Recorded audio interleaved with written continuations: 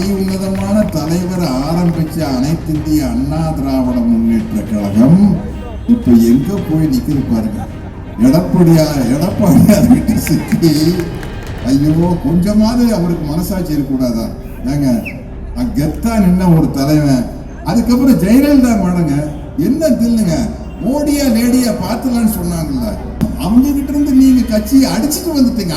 அவங்க கிட்ட இருந்து இல்ல, அவங்க கை காட்டுறது நம்ம ஓபிஎஸ் தான்.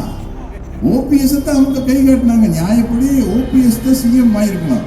அங்க எப்படியோ யாருக்கிட்டயோ காலில் இருந்து டேபிள் கடியில பூந்து என்னென்ன பிஜேபி ஒரு படி மேல போய் மதச்சண்டையை கொளுத்தி போட்டுருவோம். எல்லாத்தையும் மறந்துடுவாங்க. நம்ம கொடுத்த வாக்குறுதி நிறைவேற்றலைங்கிறத மறந்துடுவாங்க. உன் மதம் பெருசா, ஏன் மதம் பெருசா, உன் சாமி பெருசா, ஏன் சாமி பெருசான்னு சண்டை போடுவாங்க. இதில் நம்ம நல்லா குளிர் காய்ச்சிக்கலாம். அப்படின்னா அது இந்தியாவில் எங்க வேணாலும் குளிர் காயலாம், தமிழ்நாட்டுக்குள்ள முடியாது.